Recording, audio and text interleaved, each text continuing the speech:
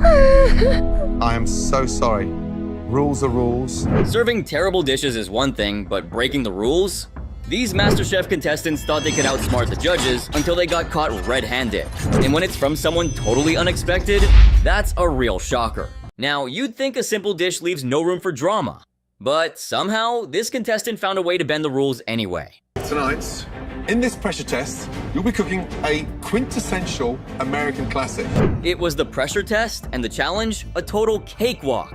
No, really, I'm not kidding. It was so absurdly simple that you'd crack up just like the contestants did. Sausage in a bun. But of course, it had to scream gourmet, ooze MasterChef finesse, and be restaurant quality, or you could kiss your apron goodbye. And just when you thought that was it, boom, here comes the twist. Now you'll all have to grind and case your own sausage.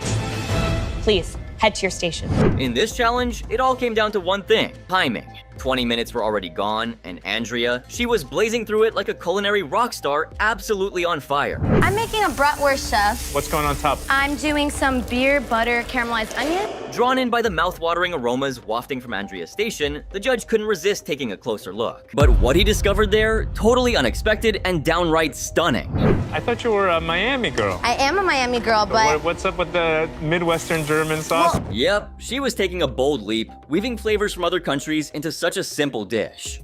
The judge was hooked. And then Andrea said something that took his intrigue to a whole new level. well, you guys told us to put us on a plate, and Okay. I'm a traveler, right. and I love food from other countries, so that's what I'm giving you guys today. Andrea was holding her own, but her station was an absolute whirlwind of chaos. Chef Ramsay couldn't help but step in and remind everyone, yet again, of the most critical part of the challenge. Because if they messed it up, game over. No second chances. And remember, your sausage in a bun must be down here on the front row before your time is up. Chef Ramsay had drilled the challenge rules into everyone, but as time ticked away, the judges turned to Andrea's station. What they saw left them stunned. What's Andrea doing? She's running out of time. Andrea, move! It was surprising how unfazed Andrea seemed. The other contestants were already walking up to the front table, but Andrea, she couldn't care less. It was like she had noise-canceling headphones on, blocking out all the chaos. 10, 9, have to be in the front. 7, 6. Andrea, you've got to be down here. What was she even doing? With just seconds left, Andrea finally snapped back into reality, but by then, it was way too late. And I mean way too late. Oh, I did not even... 4, 3, 2, 1, and stop. Andrea ran to the table, almost tripping on her way there. So, what do you think? Did she make it? Well, that's exactly what I was hoping too. But the reality? Oh, it was way different. She didn't make it. Ugh. She didn't make it. Andrea rushed to the table just as the clock ran out, too late to make it. The room fell silent, and she broke down in tears. But her excuse? It left everyone questioning if she was genuinely confused or just trying to cheat her way out. Completely forgot to walk to the front. I mean, at this point, I don't know what's gonna happen next. The judges exchanged a glance, deciding not to rush any judgments before tasting everyone's dish. And so, it began. Meanwhile, Andrea stood there, looking all proud of herself, when Chef Ramsay finally turned to her and asked about her dish. This is a bratwurst sausage with a toasted pretzel bun and a tomato curry sauce. The dish looked good, really good. Chef Ramsay was impressed, and just as he went in for a bite, anticipation built. But what he found? Absolutely extraordinary. Here, sausage is still glistening. That is beautiful. Maybe those extra seconds Andrea took really paid off, because you won't believe what Chef Ramsay said next. After taking a bite, he paused, looked at her, and, well, let's just say it left everyone in the room holding their breath. Seasoning is on point. The texture and the ground, the size of the way you ground that meat. And he didn't stop there.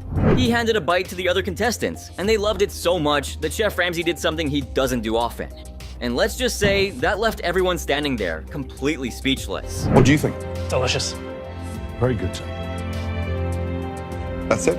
Great recipe. I think that's going to be one in my book. But here's the thing, what about her coming late to the front table? Isn't that technically cheating? Well, don't worry, it didn't go unnoticed, especially by Christina. Guys, there's still one more thing we have to talk about. Yeah. Estrella. The contestants were all buzzing, trying to figure out what could have possibly gone through Andrea's head to make such a huge mistake. Was it deliberate, a clever plan, or just an honest mistake? But Andrea? She stuck to her story, and it only made it harder to believe her. I completely forgot that we had to run it up here. Everybody needs to be down on that front bench. Chef Ramsay, on the other hand, he was so impressed by Andrea that he actually decided to pitch for her to Christina. Yep, he was all in, hyping her up like she was the next big thing in the kitchen. The others? Not so sure. Hear me out. It wasn't as if she was throwing more stuff into the basket. It's just she froze. Guys, there's rules. Exactly. It was a total breach of the rules, and who knows if it wasn't deliberate. That would definitely be unfair to the other contestants, right? But Chef Ramsay, he made an incredibly solid point.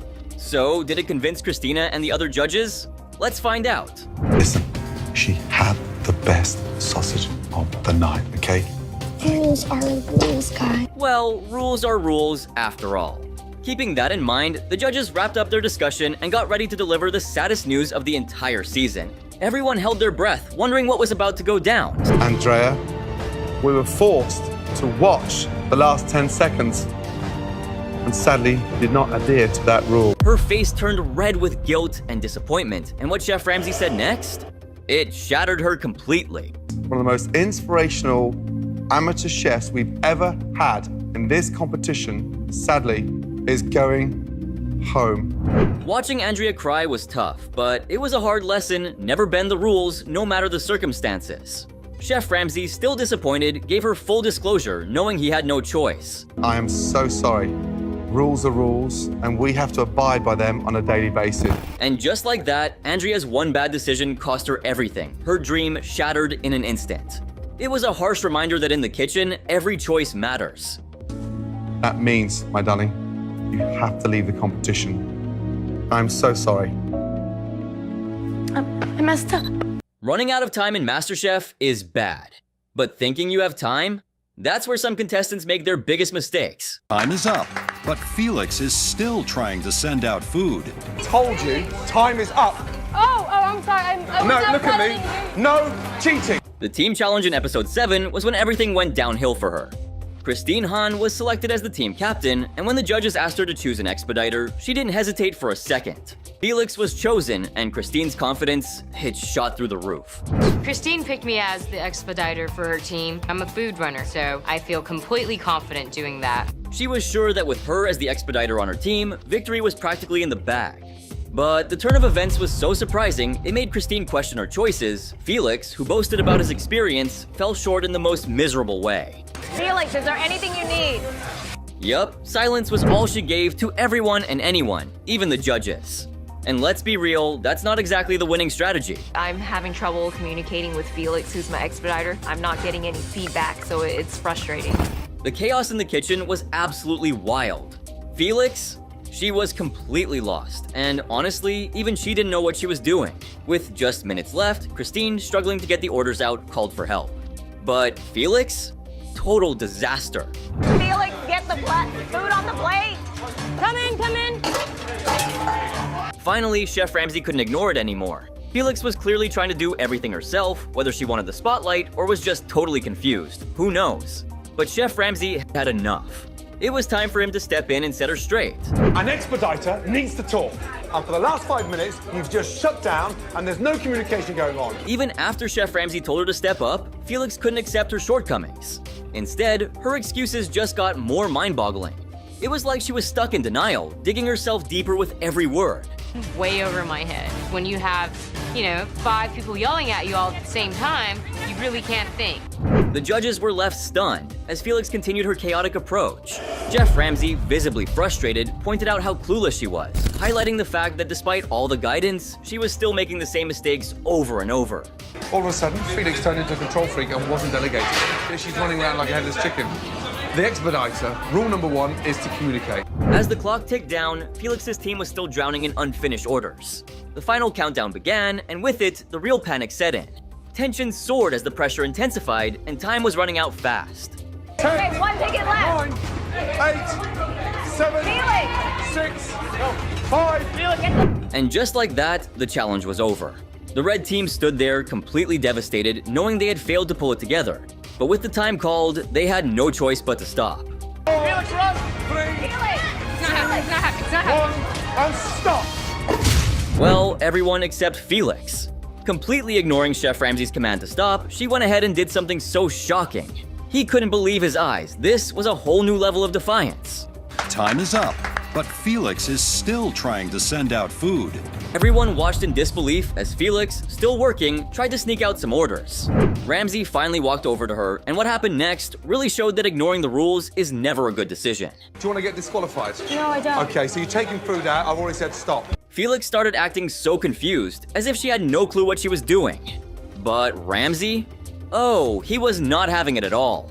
He called her out, making it clear that this level of negligence was unacceptable. I've just told you, time is up. I'm sorry. No, look at me. No cheating. That's right, Ramsay didn't mince words. She was clearly trying to cheat, and no one was shocked, especially the blue team. They'd been watching the whole mess unfold, and now Ramsay was about to lay down the law. So when I say stop, what does that mean? That means stop. I'm not surprised about that team cheating because it's probably the only way they're gonna win. So Felix bending the rules might have been a genuine mistake, but the next contestant, nah, she did it so deliberately, it was honestly shocking. You could tell they knew exactly what they were doing, and it wasn't just a slip-up. It was like they were playing the game on a whole different level, and not in a good way. Time and time again, you are consistently falling into the bottom of the pack. I'm done. It's a mess. Broccoli's doused in water. I'm concerned that you're not getting the point. Her final challenge, the TV dinner, was the breaking point for her. In episode 7, the contestants had to reinvent the classic TV dinner, but as always, the twist was the real rule, MasterChef style of course. We want to see a refined, MasterChef-worthy version of this TV dinner. The air was buzzing with anticipation, especially for Veronica. She was glowing with confidence, ready to show off her culinary chops. I've been eating TV dinners for 59 years, so I'm thinking, I've got this. Clock winding down, Christina approached Veronica's station full of confidence. Veronica thought this was her moment to shine, but Christina reminded her of her recurring mistake, breaking one of MasterChef's most important rules, which had been her downfall. Our biggest critique always comes down to presentation, how you've elevated it visually. What do you have planned? Veronica didn't just ignore Christina's advice, she doubled down. She confidently dismissed the feedback, leaving Christina and Elliot in disbelief. Cue the collective facepalms as Veronica's next words were so mind-blowing, they couldn't believe what they were hearing. It's already set for me. It's a TV dinner, so it's gonna look like a TV dinner. What was Veronica thinking? This isn't a frozen food competition. She totally missed the point, disregarding everything Christina was trying to say. But Christina, ever the professional, tried again. Veronica's response? Straight up disrespectful. If I were Christina, I would have had enough. We want something elevated, restaurant quality, but inspired by a Salisbury steak. You already know Ramsay isn't holding back. And when he sees this, his reply hits like a punch. I asked you to cook one portion of a TV dinner. Elegant, upscale, and this thing looks like it's fit for King Kong's kitchen. Veronica called it a hungry man's dinner, but Gordon wasn't having it. He asked for refinement, not a buffet. Her claim that it was refined and awesome crashed and burned, and Chef Ramsay was not impressed. How many times over the last 3 or 4 weeks have I asked you to refine things down? When Gordon picked up the broccoli, it practically auditioned for a disaster film. What's this in here? What's the water in there? Oh God, what's with the waterworks? Clearly unimpressed, Gordon tore into her dish, calling it more suited for a Las Vegas buffet than a high-stakes culinary competition. But Veronica? She just stood there, still trying to defend herself. Gordon's patience finally snapped. I'm done. It's a mess. Broccoli's doused in water. I'm concerned that you're not getting the point. Yeah, he didn't even bother tasting it. He simply turned on his heel and walked away, declaring the dish a total failure based solely on how Veronica had completely missed the brief. Veronica's much-anticipated moment of triumph ended with a resounding thud. I am completely devastated. I just have to hope that someone else does much worse. Veronica couldn't grasp the need to elevate her dish, and her stubbornness to adapt to the feedback sealed her fate. It was a textbook example of how experience and confidence can falter when they don't match the competition's rules. Time and time again, you are consistently falling into the bottom of the pack. Even the most seasoned chefs need to remember that in the kitchen, flexibility and attention are just as important as skill. And speaking of attention, Tyler from season 5 lacked it so badly that he ended up serving a dish he didn't even make. Don't believe me? Check it out for yourself. For the very first time, someone has brought us a dish that they did not cook. I'm afraid Joe, Graham, and myself need a few seconds to catch up. Stay there. Oh dear. Tyler was ready to steal the spotlight, but then, bam! Something seriously unfortunate went down. I am so sorry to tell you. At first, Tyler seemed to have it all together, cool as a cucumber while plating his dish. Wanted to make sure that I got it in there and at least gave it enough time to set nicely. But then, out of nowhere, bam! Chaos erupted. Trust me, this one's a jaw-dropper. You've got to see it. And Jamie, she was totally on top of things. Everything prepped, everything perfect. But then she checked the fridge and something was so not right. What happened? Oh, you'll want to see this. There's only 2 here. I don't know if somebody took it or on accident or is trying to sabotage. And let's be real, didn't we all know what was coming? Tyler's move, whether accidental or not, was a massive blunder. A mistake like this? Huge! Tyler, please, let's go. 3 blindfolds, please. 3 blindfolds. Here's the kicker. This had never happened before. Chef Ramsay himself said so. A first in MasterChef history. For the very first time, someone has brought us a dish that they did not cook. Chef Ramsay rushed to investigate the fridge, piecing it all together. I put my ramekins on the top shelf, and I don't know if they got switched. I don't know. The fallout, brutal. Being called out like that in front of everyone was straight up mortifying for Tyler. You served us Jamie's panna cotta. But no matter how uncomfortable it got, rules are rules. Presenting someone else's dish as your own? That's a line you just don't cross. The judges had no choice but to dig into this mess before deciding what came next. I'm afraid Joe, Graham, and myself need a few seconds to catch up. Stay there. Oh dear. Tyler's journey took a dramatic nosedive in that moment. The tension was off the charts. And what happened after? Let's just say it left the room in utter silence. I am so sorry, but your journey is going to end. By the end, the stakes were sky high.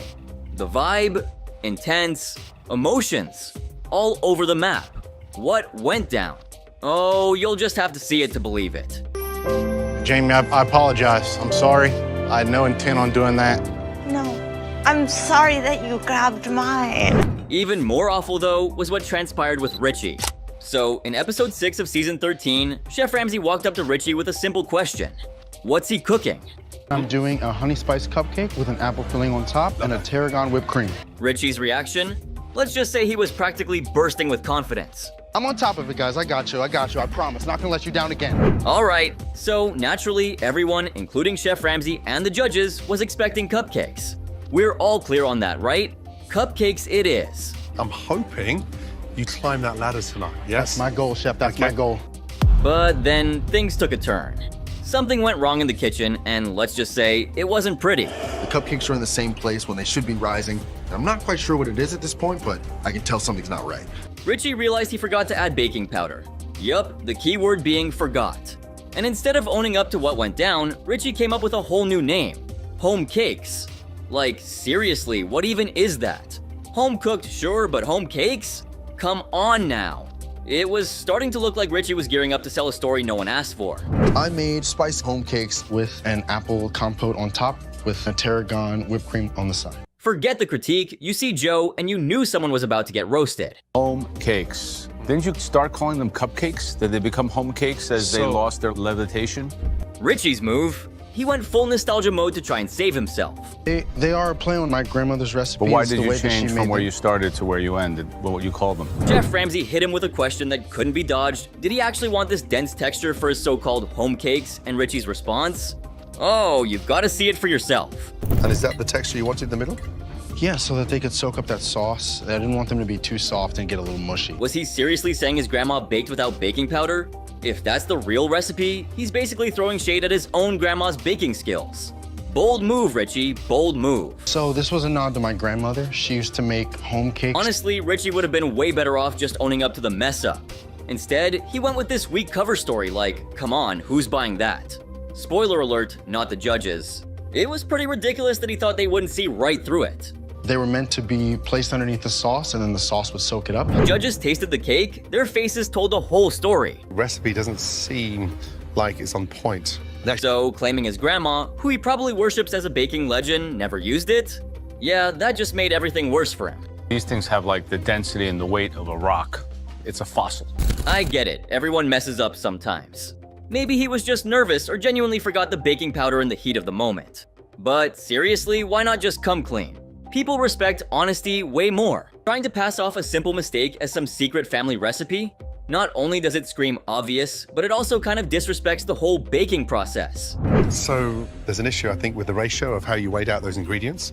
If he had just been upfront, the judges might cut him some slack and understand the pressure he was under. But honestly, it was kind of a train wreck. No, I don't. I'm sorry. Josh, do you have any rice? No rice. David runs by and asks me if I have any rice, and It's really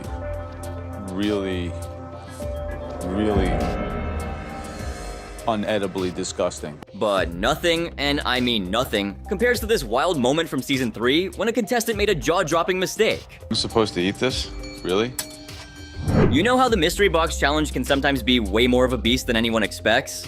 Yeah, that's exactly what happened in episode 15 when, surprise, David Martinez's dish ended up in the top 3. David. Now, here's where it gets interesting. David wasn't feeling confident with beets, and he skipped bacon, thinking everyone else would nail it. So, he played it safe with corn. They even showed him 3 corn-based desserts to get him inspired, and he quickly decided what to make. I immediately know I'm gonna make rice pudding. My mom makes an awesome rice pudding. Before the challenge even started, David got an extra 5 minutes to grab any extra ingredients he needed. And this is where it all went downhill.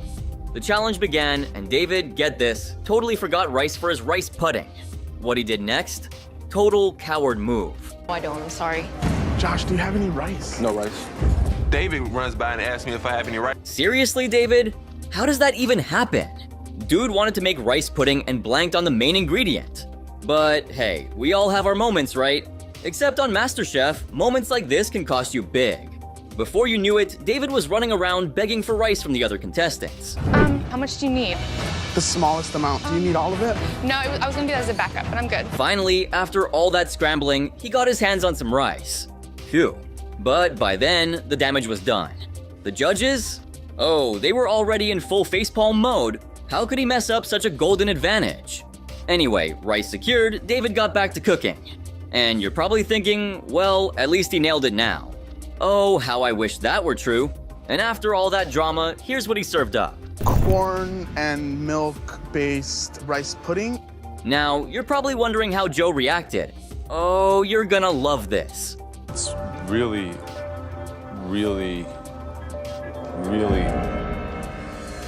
unedibly disgusting.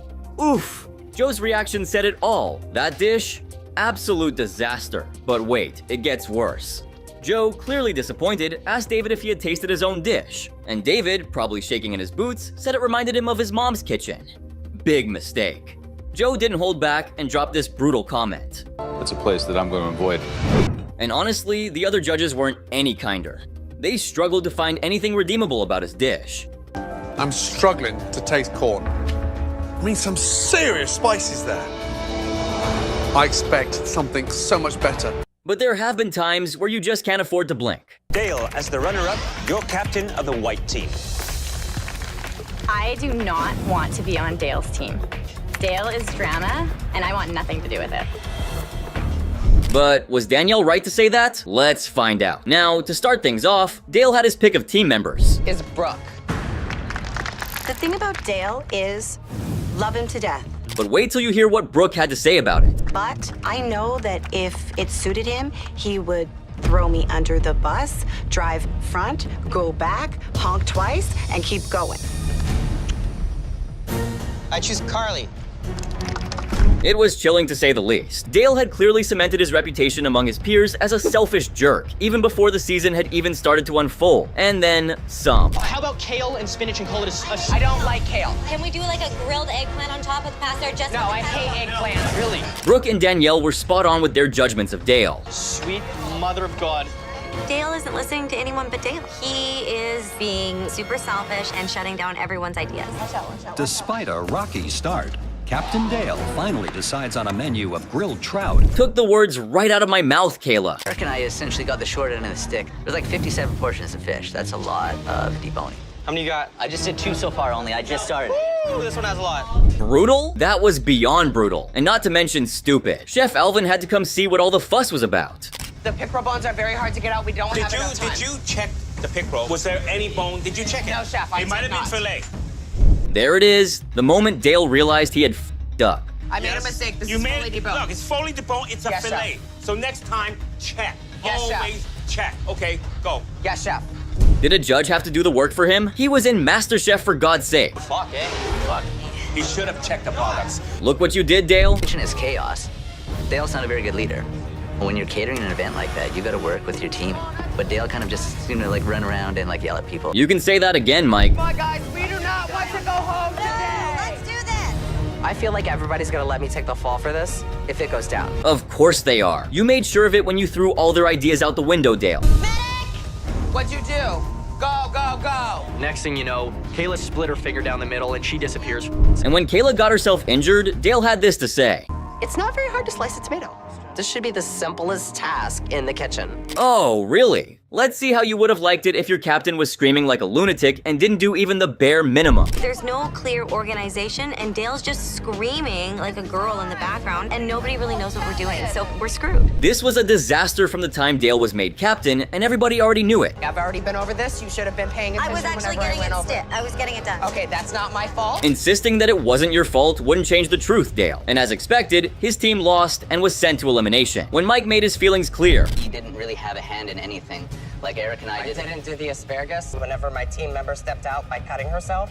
Yeah, sorry, he did the asparagus. oh no, Dale didn't have the balls to be accountable for the train wreck of his making. And I got all of their opinions before we started. I made sure that everybody was happy with the choices that were being made, and I got their feedback the whole entire way. And you know what they call that? Lies. Plain lies. Dale, you ever heard the term, the fish rots from the head? Yes, Chef. Chef Claudio didn't waste another minute to shut him up. When it came to picking who got to be saved from the elimination test, you have to see what went down. I'm not here to make friends, and therefore, I'm going to save myself, first of all. You guessed it right. Ursula finally showed her true colors. The only word that comes to my mind. But wait for the next challenge. And trust me, no one saw this coming. Smelts. These home cooks are squirming like little smelts. That's right, smell. Each contestant had a different reaction. Brooke, how do you feel about that decision? I think she chose me. I don't know who named the fish, but it looked like Ben was majorly freaking out. I've never heard of it, never seen it, never tasted it, never cooked with it. I'm screwed. I'm going home. Eric was already counting down time he had left on the show. Smells. Think, man. Portuguese, fish. So I'm pretty happy. Danny was cool about it, and his dish of choice was questionable. You're doing smelt croquettes. Is that a Portuguese dish? It usually is done with cod. Figured I'd try a little risk and switch it up. You're pretty confident, aren't you? Absolutely. Danny just threw all his fish into a blender. Pureed smelts is a no-no. It definitely was a no for me. You know, Danny's making a croquette. I can see the smell. It doesn't have a lot of flavor. It's being lost in the potato and the seasoning. Chef Alvin's right.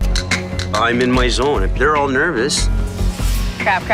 I'm cool as cute. Think again, Danny. And then there was Megan. I cook what I know. I keep it simple, but I keep it elegant. What are you making here? I am making schmelt and caramelized onion quiche. I don't like the sound out of that at all. Quiche. Quiche. You think that's gonna work? I make quiches all the time. Risky. It'll all be good. I don't think that's what Chef Claudio meant. Megan is a hot mess. I think I have schmelts in my hair. I do, yeah. How was she not freaking out? Really worried about Megan making a quiche out of smelts. I just can't see that working. It's gonna be all steamed, mushy, big mistake. Chef Michael read my mind. Too bad Megan couldn't read the judge's mind. Let's take a walk over to the contestant who freaked out over the fish's name, Ben. I got a big bag of tiny little fish. Good, man.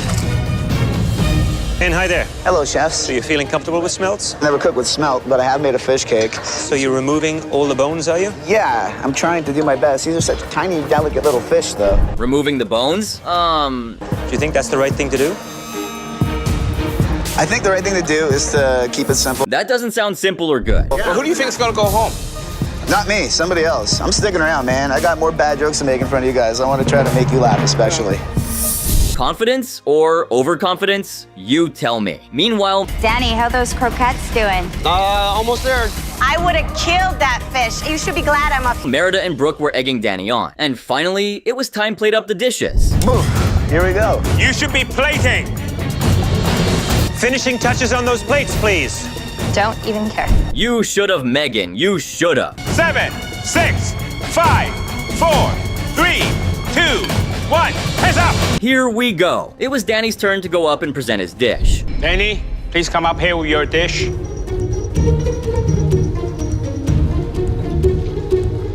What were the judges gonna think of his take on smelt? What's going on here? Smelt croquettes with chili lime sauce? I've never had smelts, but even I know not to puree a fish like that. Where was the risk in that? Now the moment of truth for the taste. Where are the smelts? I pureed them and then... You pureed them? Why? Why would you puree a beautiful fish like that and turn it into mush? I couldn't help but cringe on the inside. It's pretty bad. How could he be? Danny, saw you out there, arms folded like this. You're very cool. Always. Let's see. I could cut the tension in there with a knife.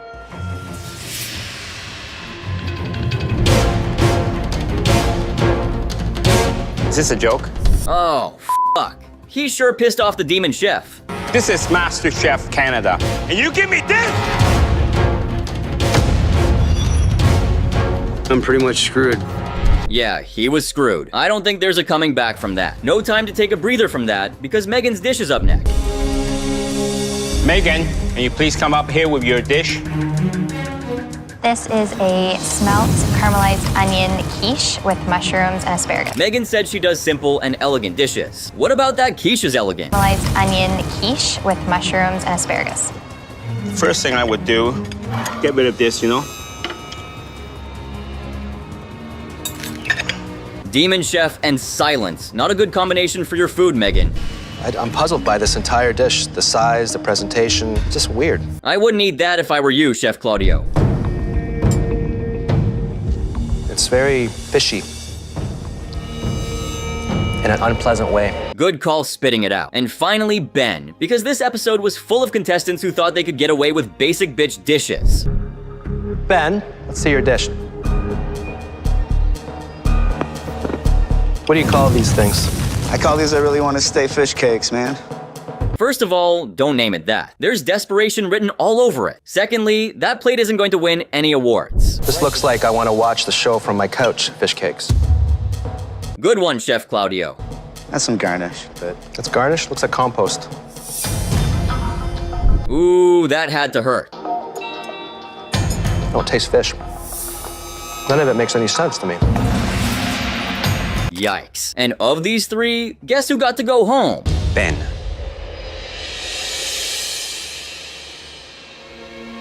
Please take off your apron. You're leaving the MasterChef kitchen. Yup, Ben and his fish cakes. Yeah, it's sad, but the man was fiddling himself if he thought fish cakes would get him to the next round. This was no ordinary kitchen, it was MasterChef, and he basically tried to cheat his way through and test his luck. The next case may make you salivate extra hard while also judging these contestants for their poor choices. So, grab a bite to eat and enjoy this last one on our list. In episode 5, season 4 of MasterChef Canada, the judges had an exciting team challenge waiting for our home cooks. Bikers? Yes. Can you guess how many? There are actually 200 on their way here right now. Whew, 200 bikers? I'm super intimidated by the thought of 200 hungry bikers. This is what they had to pull off, and this time the pressure was off the charts. Popular roadside meal of all. Burgers and fries. Yeah! Everybody's favorite burgers and fries. The contestants were divided into 3 teams, with Aaron being the captain of red, Alicia captain of blue, and my captain of green. You now have 2 hours to plan, prep, and cook your burgers and fries before your booths open for business.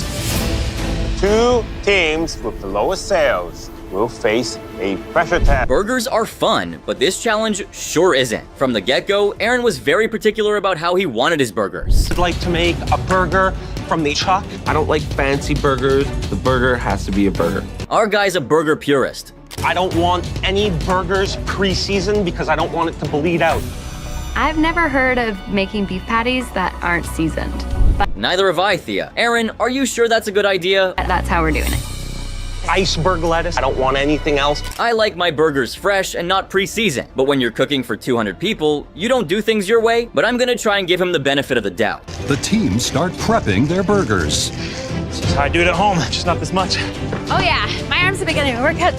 Who needs the gym when you can make burgers from scratch for 200 people, right? What comes to mind for me with a burger is big, juicy, and flavorful. Yes, but we want to see something creative. This can't be your everyday burger.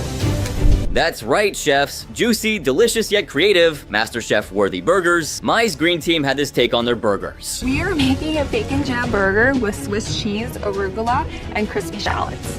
I like my burgers with a lot of added flavor components. Yum! And Alicia's team was making theirs a flavor bomb. A burger with ground chuck, ground pork. It's gonna be spicy. It's gonna have bacon. It's gonna have cheese in the burger, ground up. I want me some of that burger. And over on Aaron's team. Got good quality beef. I don't see the point of sticking all kinds of junk in it. Like I said, folks, purist. But what this a time to be a stickler about it? That's perfect. That's perfect. Barry, everything's good on your end? Yeah. Alicia is a force to be reckoned with. Make sure everything's well seasoned. Yeah. It's called creativity, Aaron. As the challenge moved forward, we get to see how each captain ran their kitchen. Oh, well, there's honey in there, right? Yeah, I think it'll be fine. May is running her kitchen from the Democratic side. Nice to see. I just hope it lasts. Alicia seemed to be communicating effectively with her team. Everything comes through me, please. On the other hand, Aaron is taking control of his team, making the decisions over there. Either we do it right or we don't do it at all. Fingers crossed. We are going to serve every burger medium rare. We should be confident enough to serve it the way we intend it to be eaten. I think Aaron was kind of a dictator. What do you think? I'm not a fan of doing the medium rare burger. You good? But Aaron's in charge, so I'm just gonna trust what he says. Medium rare? Really? Aaron is very confident about his approach to his burgers. What else could Thea do but trust him? He's the captain. We're having 200 hungry bikers. This is a time where you have to cook something that they like, not what you like. I wouldn't be this confident about the way Aaron was going about his burgers if I were him. How are you all doing here? Very well, Doing well, chef. What's in your burgers? They look very, Very simple. I want the meat to be the meat. Listen to the chef, Aaron. Get this straight. So there's no seasoning in here right now? Nothing? There's nothing, chef. No salt? No salt, chef. This purist shit is pissing me off. I want my meat to have flavors in it. Tell me about your toppings, because your toppings are going to need to be absolutely killer in order for this to work. I'm just as confused as Chef Claudio is at this point. We're doing a Southern-style pimento cheese, chef. What we've got is butter, sour cream, mayonnaise, chopped cheese, chopped fire roasted pepper. I don't disagree. Do you like it? I don't like it. I love it. I love it. Moment of truth, guys. 10 minutes! You have 10 minutes left! Oh, you hear that, guys? You hear those bikes? Home Kong, the bikers arrive! Woo, maybe being a purist isn't a bad thing after all. It was soon time for them to plate up their burgers. Oh my god, they're coming in! Riders on the storm! Now it's getting intense. The bikers made their entrance with one majestic bike after another. I'm extremely worried about time. We have to get these burgers out right now. We gotta get the assembly line going. We got enough prep. Let's go, guys. Can you feel the adrenaline? Because I can. I'll just pass you the burgers when they're done. By the time service begins, we want a lot of plates built. We don't want them to wait. While Alicia was concerned about the time. Put quality before quantity. I don't want to pile up 30, 40 burgers. I want every customer to get a hot burger made to order. Mai's team had already pumped out an insane amount of plates. Aaron and the red team, they're way behind time. They don't know what's coming. In our previous team challenge, we saw how quantity over quality almost destroyed the workflow. And here, Aaron was betting on the opposite. Maybe a balance between is just what you need when you find yourself in a fast-paced reality TV show. Worst thing that can happen is all three of us go and flip patties. I don't want to flip patties today. Is everybody on track? Yeah. Beautiful. Oh, they sure don't. Bakers will now choose between the red team's chuck and short rib burger with pimento cheese and garlic butter fries. All right, Okay, thank you so much. It would be embarrassing if the judges went and flipped patties for them. The blue team's bacon and cheddar burger with Cajun spiced fries. Enjoy, guys. Purist or not, that burger looks delish. Green team's beef and pork burger with bacon onion jam and blue cheese fries. Not a fan of bacon, but I love the look of that burger. I'm freaking out. We gotta get these burgers out. Where's the tongs, Kate? Come on. It's really, really difficult.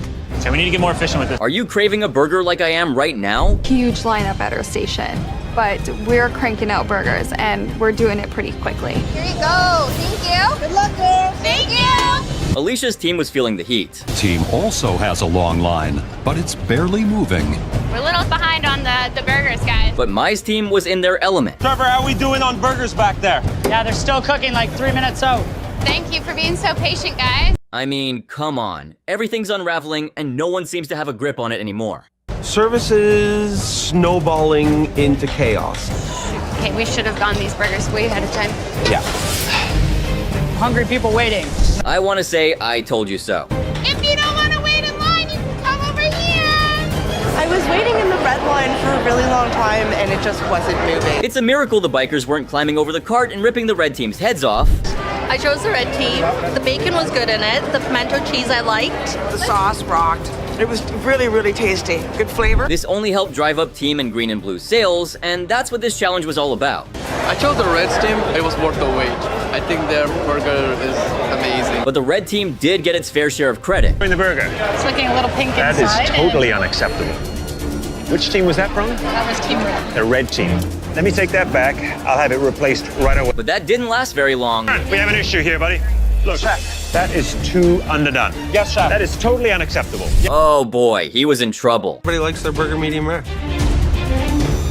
That's not medium rare, buddy. That's raw. A red burger. They're coming back. That's insane. Come on, guys, let's go. Sorry about that. And they all just kept coming back with the same problem. What does that tell you, Aaron? I've misjudged the challenge. These bikers are getting angry. Each minute that passes where we're not serving burgers, we're just getting further and further away from winning. Starting to? You should have thought of it when you decided to pump out the burgers restaurant style. It's time for the teams to turn up the charm. Blue cheese, babes, bacon, we got all the bees over here. Our burgers are by far the best. Meanwhile, the green team was just going at it. You're back. I love you. I love you. Towards the end of the service, we have happy repeat customers. She's back for her second and third.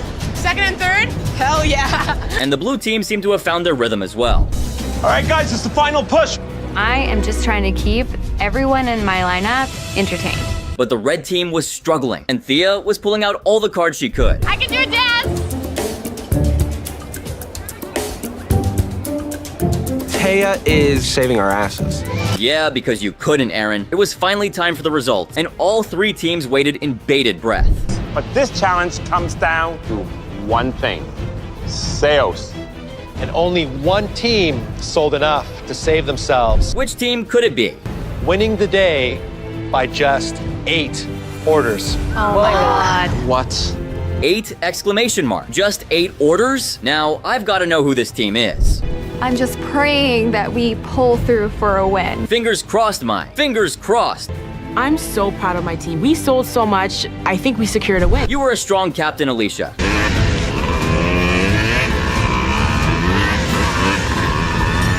It seemed like the biker was taking forever, and when the smoke went off... Congratulations, green team. You sold the most burgers and fries, and you're all safe from elimination.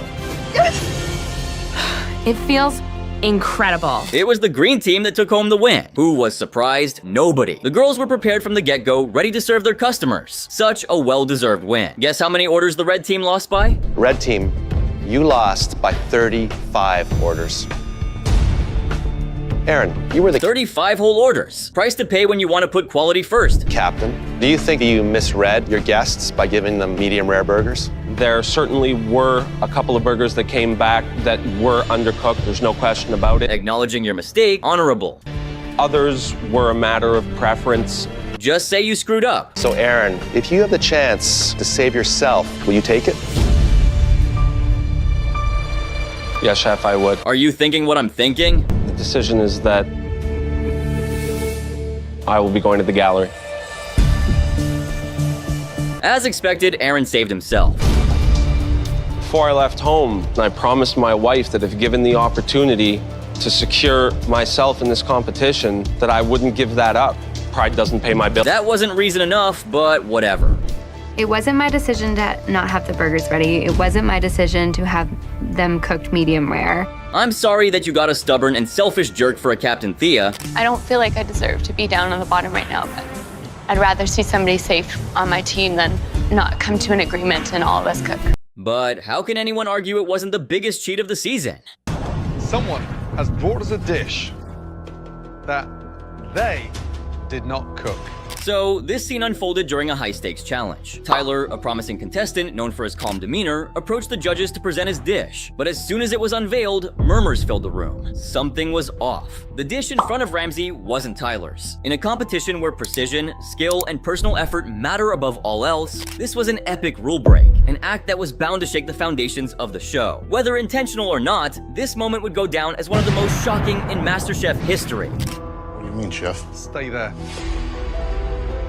As the realization hit, Tyler stood there, visibly confused. He seemed genuinely baffled by the bold claim that the dish wasn't his. Was he truly innocent, caught in an unfortunate mistake? Or was there something more sinister at play? Some even wondered if Chef Ramsey, known for his intense theatrics, was pulling one of his signature tricks. Whatever the truth, the tension in the room was palpable, and everyone was waiting to see how the situation would unfold. You gotta be kidding me.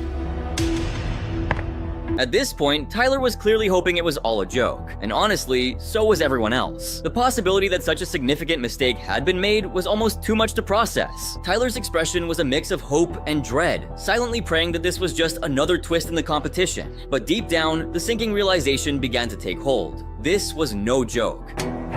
What do you see on that tray, young man? My ramekins. Your ramekins. Yes, Chef. Chef Ramsey's tone made it clear there was no mistake in the accusation. Tyler's ramekins, containing his panna cotta, had been left untouched in the fridge. What he served to the judges wasn't his own dish. Tyler looked as though the ground beneath him had disappeared. Serving another contestant's creation was a direct violation of MasterChef's rules, even if it wasn't intentional. The judges seemed to understand this could be an honest mistake, but the implications were massive. In a competition where every decision counts, this blunder had the potential to end Tyler's journey. I put my ramekins on the top shelf, and I don't know if they got switched. I don't know, Okay. Chef. You didn't. They're on the bottom shelf, bottom left-hand side. As Tyler tried to defend himself, he explained that he had placed his ramekins on the top shelf of the fridge, but when Chef Ramsey checked, they were found on the bottom shelf. This discrepancy only added to the confusion. How could such an oversight happen at such a critical point in the competition? For Tyler, this simple mistake was turning into a nightmare. Forgetting where he placed his ramekins seemed trivial at first, but the consequences were anything but. In a game where small missteps can lead to elimination, this was a fatal error.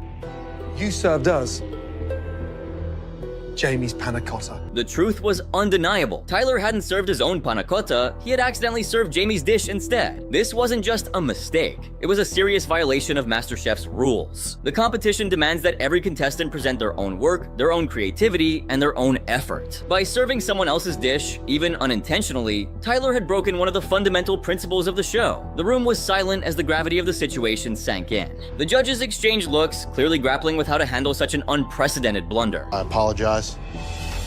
For the record, I 100% believe you. Despite the severity of the situation, Chef Ramsey seemed to believe it was an honest mistake. Tyler, for his part, was deeply apologetic, acknowledging the error and taking full responsibility. But the question remained, how would the judges handle this? While some might argue for leniency, others believed that the rules are the rules, and breaking them, no matter the intent, requires consequences. Chef Ramsey's own frustration was evident, but so was his understanding of the pressure and chaos in the MasterChef kitchen. It was a rare moment where even the famously fiery chef seemed torn between compassion and the need to uphold the integrity of the competition. Now, let's talk about this moment. What do you think? If you were in the judges' shoes, would this be something you could overlook? Mistakes happen, especially in a high-pressure environment like MasterChef, but does that excuse breaking one of the competition's fundamental rules? For me, I think Tyler's apology was genuine, and it's clear this wasn't an intentional act of cheating. I believe he deserves some level of understanding for his mistake, but that doesn't mean he should walk away without consequences. Maybe a penalty that doesn't outright end his MasterChef journey would strike the right balance between fairness and forgiveness. What about you? Do you agree with this approach, or would you handle things differently? Drop your thoughts below. This is one moment that's bound to stir up strong opinions. Moving on, let's dive into the story of Nick Wilkman, a contestant with a unique charm, trading his adventurous life as a wilderness chef for the high-pressure stage of MasterChef.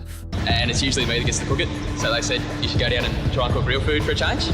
So here I am. Known for whipping up meals over campfires on battered stoves, Nick brought a rugged, free-spirited vibe to the competition. But while his journey to the MasterChef kitchen was inspiring, the question remained, could he bring that same flair to a space that demanded precision and refinement? With his signature woolly hat perched on his head, even under the glaring kitchen lights, Nick had an undeniable presence. His quirky personality and confidence made him stand out, but as we soon discovered, confidence alone doesn't win cooking competitions, especially when basic rules of hygiene and safety come into play. I work as an adventure guide, so I do a lot of rock climbing and hiking work, all that kind of thing. And so a lot of my cooking is done on fires or in camp ovens, on little stoves. So this is all a bit foreign, just going from that kind of thing to the fine dining. Nick had a mission, to prove his outdoor cooking skills could meet the refined standards of MasterChef. He wasn't shy about taking risks, crafting a dish he believed could pass as fine dining. While nerves might have been expected, Nick showed none of it. Instead, he exuded a laid-back energy that many found refreshing. Though, as it turned out, this carefree attitude might not have been his strongest asset.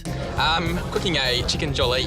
It's a big piece of breast chicken, I suppose. The dish Nick chose to showcase was something he called chicken jolie. On paper, it sounded promising. Chicken breast with a white wine sauce, paired with fettuccine, parmesan, avocado, and almonds. It had all the elements of a high-end creation. But Nick's admission that he'd used supermarket chicken, not exactly gourmet, already dulled the shine of his ambitious presentation. It was a stark reminder that rustic charm alone couldn't carry the weight of MasterChef's high standards.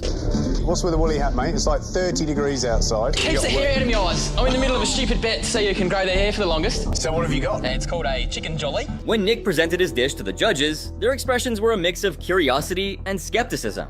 His casual explanation lacked the finesse expected at this stage of the competition, but they decided to give his chicken jolie the benefit of the doubt for now. However, the presentation raised red flags. The fettuccine appeared clumped together, the sauce looked thin, and the chicken lacked the sophistication the dish's name suggested. Chicken jolie. Yeah, it's chicken breast infused with white wine and served with fettuccine, parmesan, avocado, almonds. And honestly, if there's one person you don't want near a fair competition, it's this guy. I'm eternally suspicious now of anything that you cook.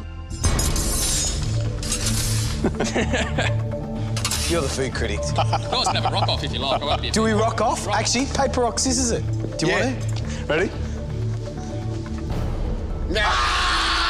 The judges' reactions ranged from shock to unease, and they weren't eager to taste his dish. In a lighthearted yet telling move, they decided the only way to settle the matter was a game of rock, paper, scissors to determine who would take the first bite. The humor of the moment couldn't disguise the underlying concern. Nick's casual attitude toward hygiene and safety had turned this tasting into a dreaded task.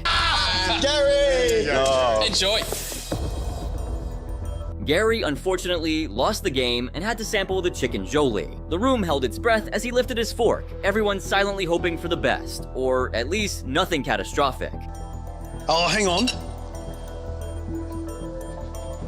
Oh! But catastrophe struck. As Gary was about to take a bite, he found something that had no place in any dish, let alone one served in MasterChef, a long strand of Nick's hair. Oh, no!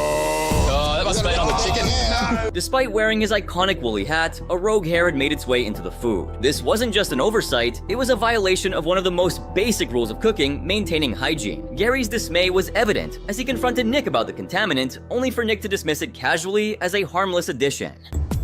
The thought of eating your hair has really put me off. The laughter was short-lived. The judges found the dish bland, poorly executed, and now unsanitary. For Nick, the chicken jolie wasn't just a failure, it was a complete disaster. Oh! What's that?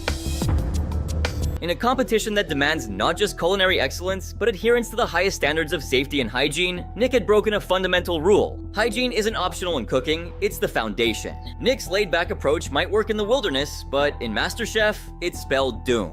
Breaking this rule wasn't just a misstep, it was a glaring reminder that even the most adventurous chefs must respect the basics. Well, as you know, the MasterChef kitchen is a place where precision, creativity, and respect for culinary basics are non-negotiable. Jennifer, a contestant full of potential but often lacking in execution, found herself at the center of a dramatic moment that highlighted just how unforgiving the competition can be when... Unfortunately, for all the wrong reasons.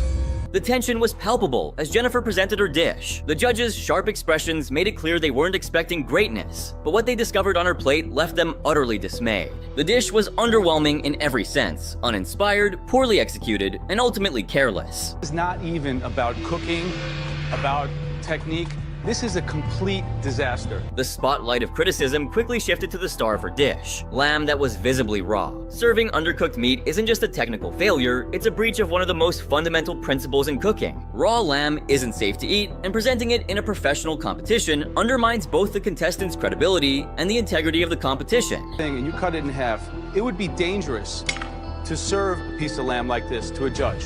In any cooking environment, serving raw meat is an unacceptable mistake. In the MasterChef kitchen, where expectations are sky high, it's a cardinal sin. The judges were visibly shocked, and their frustration boiled over. Joe, in particular, didn't hold back. He emphasized how such carelessness reflected poorly on Jennifer's respect for the opportunity she'd been given. We're here to judge this thing, we're watching you cook, we're not idiots. Jennifer's apparent lack of awareness added to the judges' outrage. How could she possibly believe raw lamb would go unnoticed? It wasn't just a mistake, it was a blatant disregard for the meticulous standards the competition demands. Joe's stern reminder of the stakes drove home the gravity of her actions. In an elimination round, this misstep would have been her last. You know, if it were for me, this is not an elimination round, I would send you home now. Jennifer was fortunate it wasn't a day when eliminations were on the line. This small mercy saved her from being sent home immediately, but the message from Joe and the rest of the judges was crystal clear. Serving raw meat isn't just a mistake, it's a failure to meet the most basic expectations of a professional kitchen. This is a serious cooking competition with a serious prize. Don't come in here and waste our time, because it will throw you out of this competition if you do something as stupid is to serve us raw, unsanitary food. The frustration in the judges' voices underscored the seriousness of the situation. Cooking isn't just about flavor and creativity. It's about skill, care, and a commitment to food safety. By serving raw lamb, Jennifer showed a lack of respect not just for the craft, but for the competition and her fellow contestants.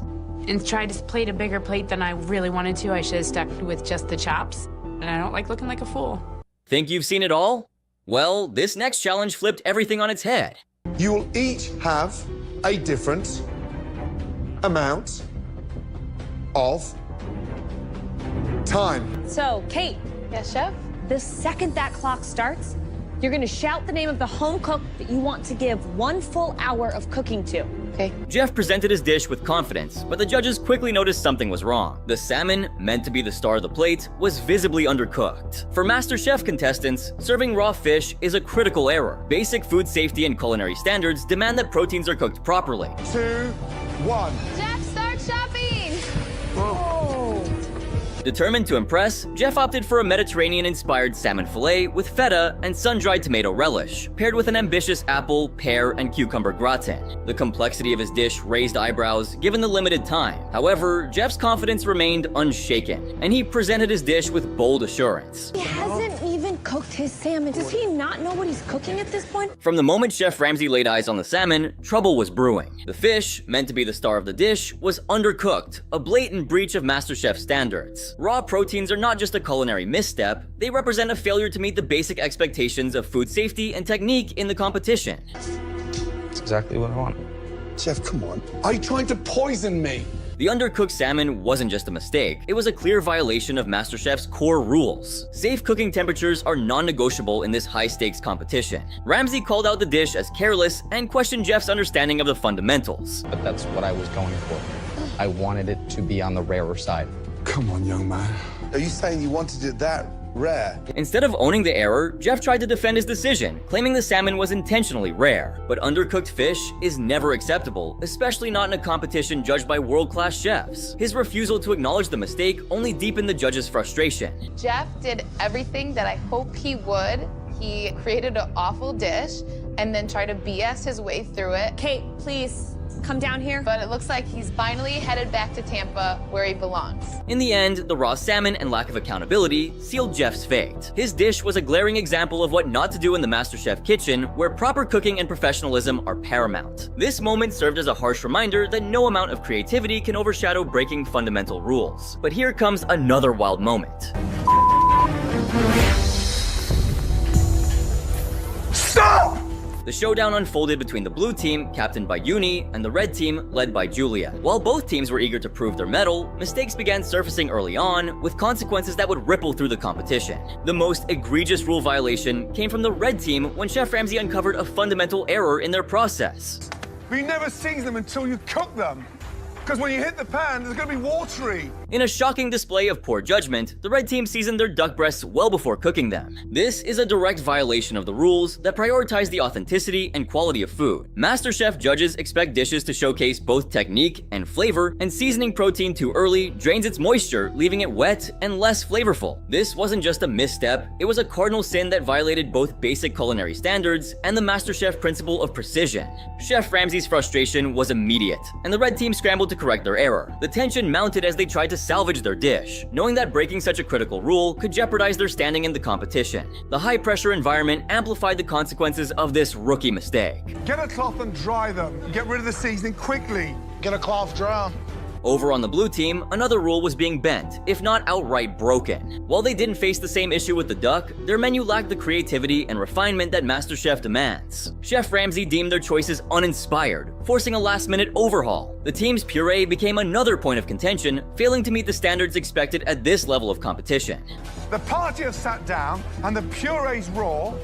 Already? But the most glaring breakdown came from Uni, whose insistence on serving garlic mashed potatoes not only wasted precious time, but also broke an unwritten rule of MasterChef: always push boundaries. Garlic mashed potatoes are far too simple and uninspired for a show that thrives on innovation. Shanika, recognizing the issue, tried to steer the team toward a more fitting choice, but Uni's resistance stalled their progress. Ramsay eventually intervened, stripping Juni of his leadership role and appointing Taylor as captain. Today we're going to elect 2 home cooks that have been flying under the radar.